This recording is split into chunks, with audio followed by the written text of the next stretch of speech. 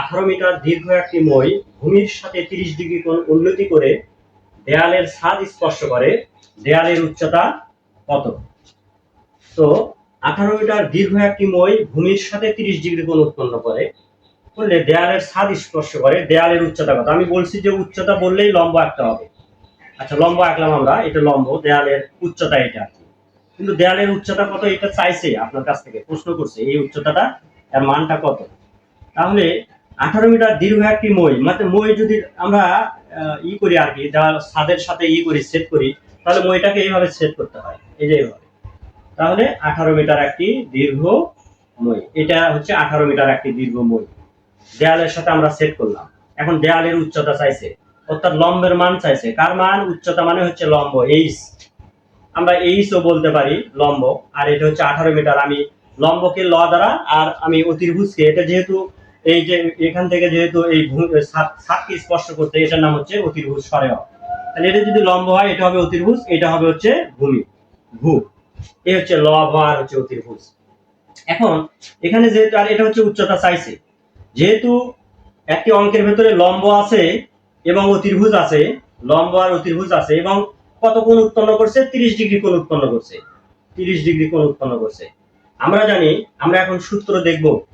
কি সূত্র? আমি সবসময় এই সূত্রটা ফলো করি, লব ল বাই সরেয় ভ, সরেয় সরেয় আর হচ্ছে ভ, তার মানে লম্ব বাই অতিভুজ। তাহলে লম্ব আর অতিভুজ আছে, তার মানে সিকোয়েন্স অনুসারে প্রথমে হচ্ছে সাইন থিটা, তারপরে কস থিটা, তারপরে tan theta, cot theta, sec theta, cosec theta. তাহলে সিকোয়েন্স অনুযায়ী আমরা সাইন থিটা থেকেও অঙ্ক করতে পারবো, কোসেক থিটা থেকেও অঙ্ক করতে পারবো। তা আমরা অত কষ্টের মধ্যে না গিয়ে আমরা সাইন থিটা সমান, আমরা জানি উই নো আমরা জানি যে sine theta is equal to লম্ব বাই অতিভুজ, লম্ব বাই অতিভুজ। তাহলে সাইন থিটার মান কত?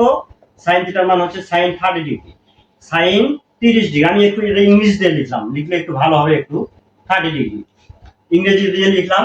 আর লম্বর মান কত? লম্বর মানটা, উচ্চতা এটা চাইছে এইচ, তা আমরা এইচ কে এইচও দিতে পারি, লম্বও দিতে পারি, সমস্যা নাই। আমরা লম্বই দিলাম, লম্বর মানটাই হচ্ছে উচ্চতা। আর অতিভুজের মান কত? 18।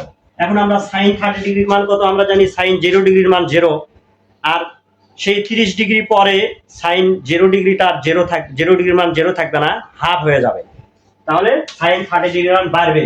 তাহলে যদি বাড়ে তার মানে সাইন 30 ডিগ্রির মান হচ্ছে হাফ। এটা আমি করাইছি, টেকনিক করাইছি কিভাবে, অর্থাৎ এটা হচ্ছে 0 থেকে 1 এর মধ্যে সাইন 0 ডিগ্রি থেকে 90 ডিগ্রির মান সীমাবদ্ধ থাকবে, হাফ ইজ ইকুয়াল টু লম্ব মানে হচ্ছে এটা হচ্ছে উচ্চতা, এটা হচ্ছে উচ্চতা। এখন আর গুণন করব, কার মান আছে? লম্ব মানে উচ্চতার মান আছে, এইটা ময়ে, অর্থাৎ ওই দেয়ালের ছাদের উচ্চতা চাইছে, এই যে দেয়ালের উচ্চতা চাইছে।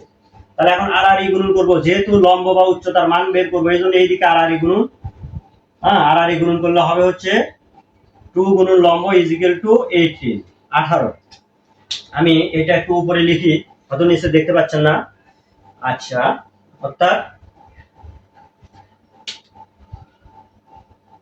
2 লম্ব ইজ ইকুয়াল টু 80, মানে টয়েসে, মানে বা লম্ব বা উচ্চতা সমান 18 ডিভাইডেড 2।